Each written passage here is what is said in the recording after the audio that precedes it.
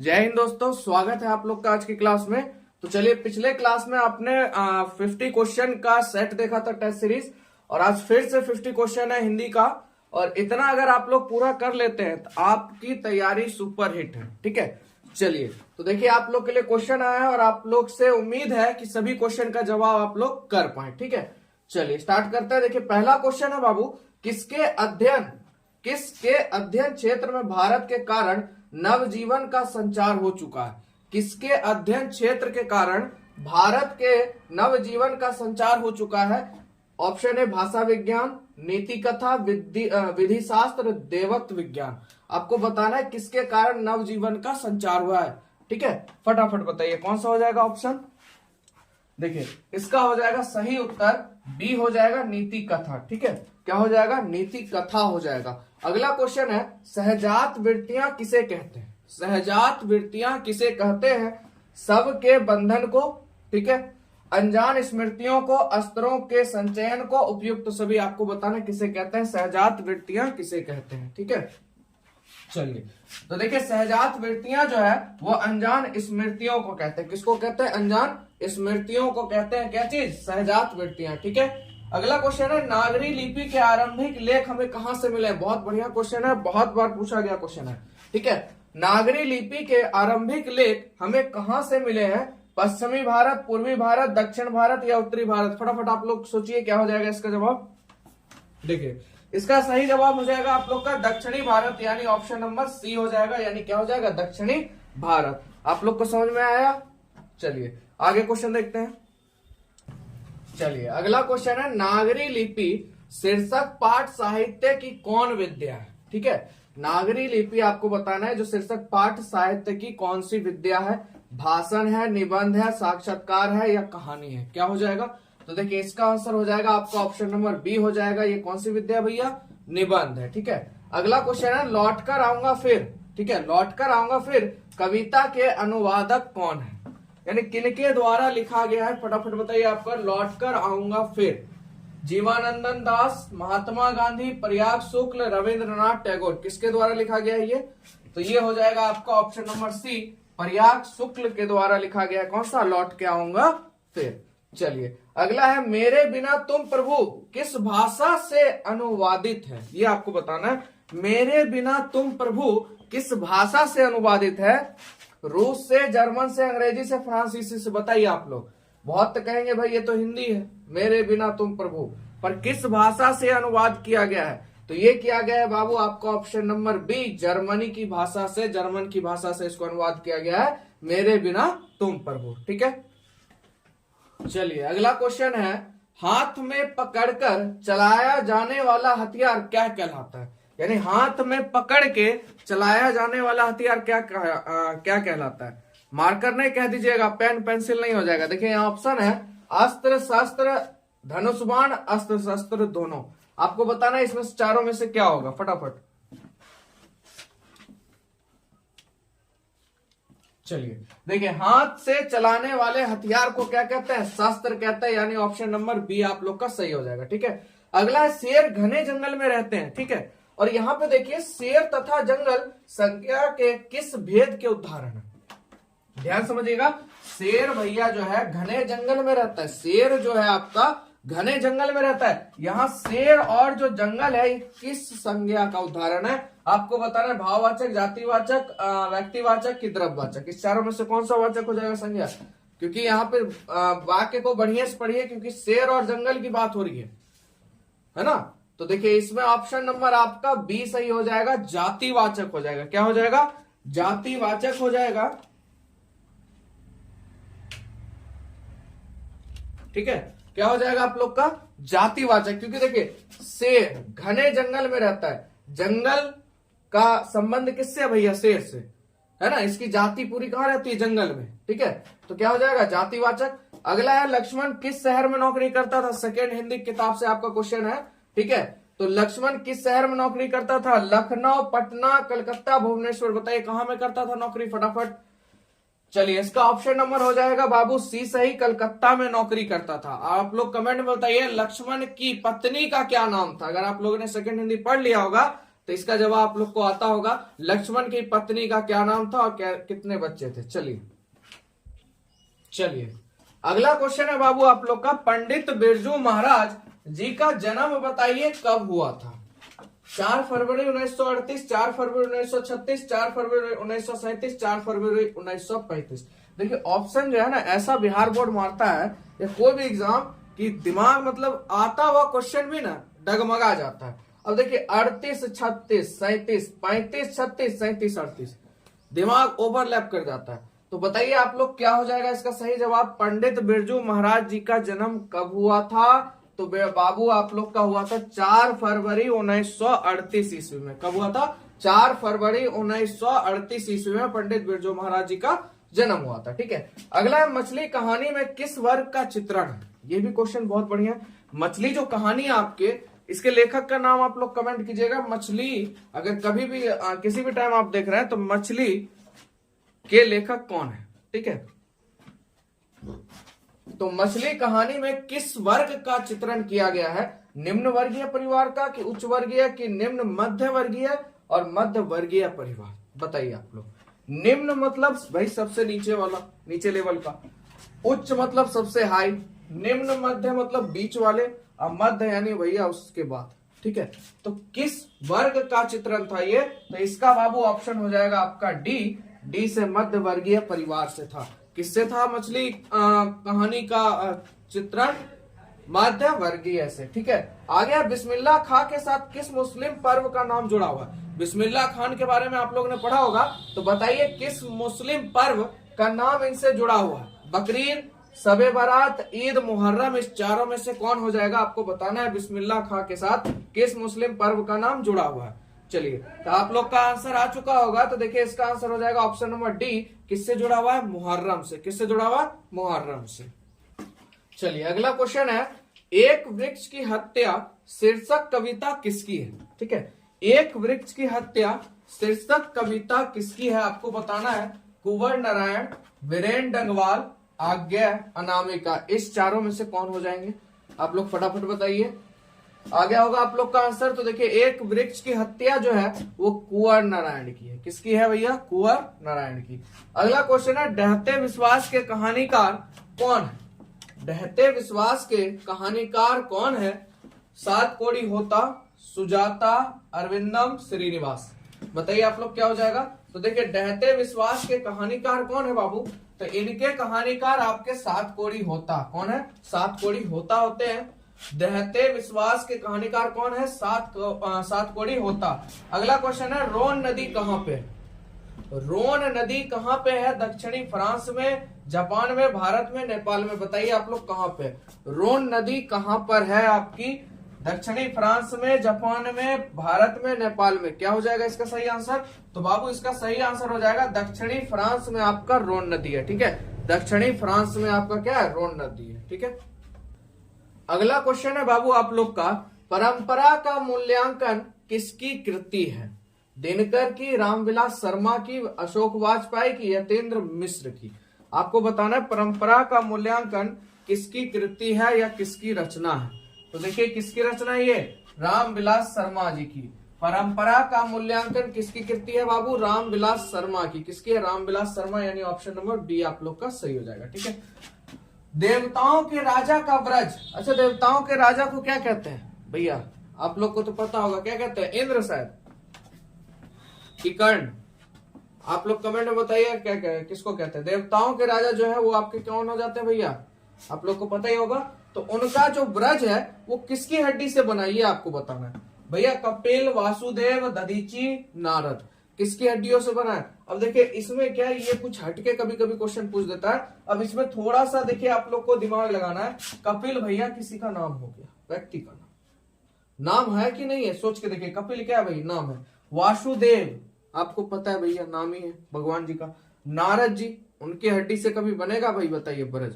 तो एक ही आपके पास ऑप्शन बचता है, ऑप्शन नंबर सी, दधीची, जिससे जो है भैया देवताओं के राजा जो इंद्र भगवान है उनका भैया क्या बना है? ब्रज बना है। उनका जो ब्रज है वो किससे बना है? दधीची से। किससे बना है? दधीची से। ठीक है, अगला है, नाखून क्यों बढ़ते हैं शीर्षक पाठ गद्य की कौन सी विद्या है। आपको बताना भाई नाखून क्यों बढ़ते हैं, ये कौन सी विद्या है भैया? कविता है कि ललित निबंध है, कहानी है, यात्रा वृत्त है, ये बताना है आपको। तो देखिए इसका सही आंसर हो जाएगा आप लोग का ऑप्शन नंबर सी। ये क्या है बाबू? ललित निबंध है। क्या है? ललित निबंध है। नाखून क्यों बढ़ते हैं, क्या है? ललित निबंध। ठीक है, चलिए बाबू अगला क्वेश्चन है आप लोग का, रस खान द्वारा रचित जो है प्रेम आयनी श्री राधिका में चोर किसे कहा गया? बहुत अच्छी कविता है ये, और बहुत मतलब सोचिए इस क्वेश्चन का जवाब अगर आप लोग नहीं कर पाए तो भगवान के प्रति लगाव कैसा। इस क्वेश्चन को थोड़ा सा अगर सेंस भी लगाइएगा तो ये क्वेश्चन आप लोग के दिमाग से बन जाएगा, क्योंकि प्रेम आयनी श्री राधिका ने चोर किसे कहा है, इसमें जो है रसखान द्वारा जो रचित है इसमें चोर किसे कहा गया है, इस जो कविता है इसमें चोर किसे कहा गया है? राम को, कृष्ण को, सेवक को, इनमें से कोई नहीं। और बहुत लोग का जवाब अगर आ रहा होगा, क्या पता है आप लोग को, अगर बहुत लोग का जवाब भी आ रहा होगा तो एकदम सही होगा बाबू। किसे कहा गया है? कृष्ण को कहा गया, क्योंकि राधिका जी आ गई, राधा की बात होगी तो भैया कृष्ण जी वहां जरूर पधारे, क्योंकि राधा के बिना कृष्ण और कृष्ण के बिना राधा कभी अलग नहीं है। ठीक है, जहां कृष्ण वहां राधा, जहां राधा वहां कृष्ण। ठीक है, इसी बात पे राधे राधे होना चाहिए। चलिए अगला क्वेश्चन है भैया चैप्टर 2 आपका है सेन साहब से, मदन के पिता का नाम क्या था? देखिए इस चैप्टर से 2-4 आप तो ऑब्जेक्टिव देखिए, ऐसे भी कहानी अगर आप लोग ने पढ़ा होगा तो आप लोग को याद ही होगा भैया, काशू, खोखा क्या क्या दूसरा नाम क्या था भाई? काशू था। कितने दांत तोड़े थे? 2 कि 4, ये आप लोग जानते होंगे, है कि नहीं? उसके पिता का क्या नाम था? सेन साहब। उनकी पुत्रियों क्या गो थी? 5 गो थी शायद। ठीक है, अब यहाँ पे क्या कह रहे हैं भैया, सेन साहब क्या कहते हैं, मदन के पिता का नाम क्या था? तो मदन से किसकी लड़ाई होती? मदन की लड़ाई किससे हुई थी? सॉफर से हुई थी, गाड़ी को देखने गया था वो, है ना? तो यहाँ पे पूछ रहा है मदन के पिता का क्या नाम था? भैया सेन साहब कभी तो हो नहीं सकता, क्योंकि सेन साहब किसका नाम है भैया? खोखे के पिता का। ठीक है, वकील साहब तो है नहीं, कहानी में कहीं भी आपने वकील साहब का जिक्र नहीं देखा होगा। एक गिरधर लाल है, एक पत्रकार महोदय। तो आपका आंसर अगर सी जा रहा है बाबू तो एकदम सही है। मदन के पिता का नाम क्या है? गिरधर लाल है, और गिरधर लाल के पुत्र का नाम क्या है? मदन है। तो क्वेश्चन को बस इसी के अल्टा पलटी होता है, इससे कॉन्सेप्ट क्लियर रखिएगा तो आपका खासकर ये जो चैप्टर है ना, ये आपको 3 से 4 नंबर ऐसे देके चला जाएगा। बहुत मस्त चैप्टर है। ठीक है, अगला नलिन विलोचन शर्मा का जन्म कब हुआ था? 2 फरवरी 1916 में, 14 फरवरी 1916 में, कि 18 फरवरी 1916 की, इनमें से कोई नहीं।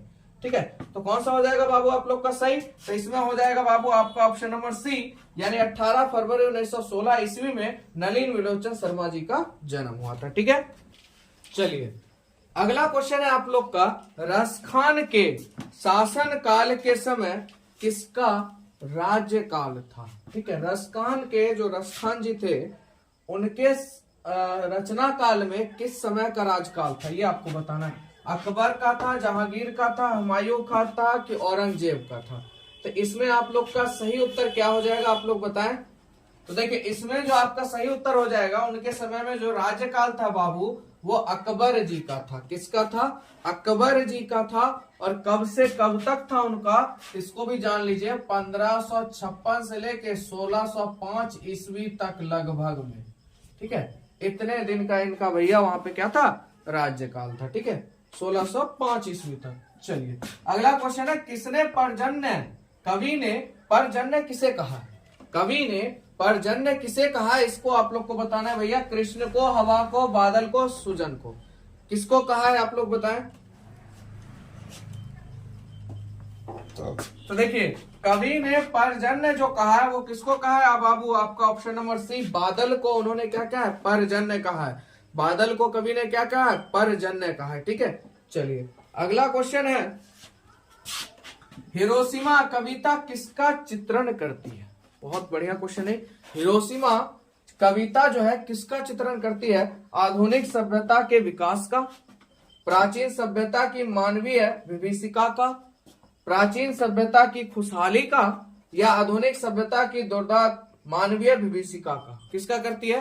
तो देखिए इसका ऑप्शन नंबर आपका डी हो जाएगा, आधुनिक सभ्यता की दुर्दांत मानवीय विभीषिका का करती है कौन? हिरोशिमा। ठीक है, चलिए अगला क्वेश्चन है, सीमा रजनी अली सोफाली शेफाली, आरती, इन पांचों के भाइयों का नाम क्या था बताइए। ये क्वेश्चन तो आप लोग आंख बंद करके मार दीजिएगा भैया, क्या हो जाएगा, ऑप्शन नंबर डी हो जाएगा। क्या चीज, काशू।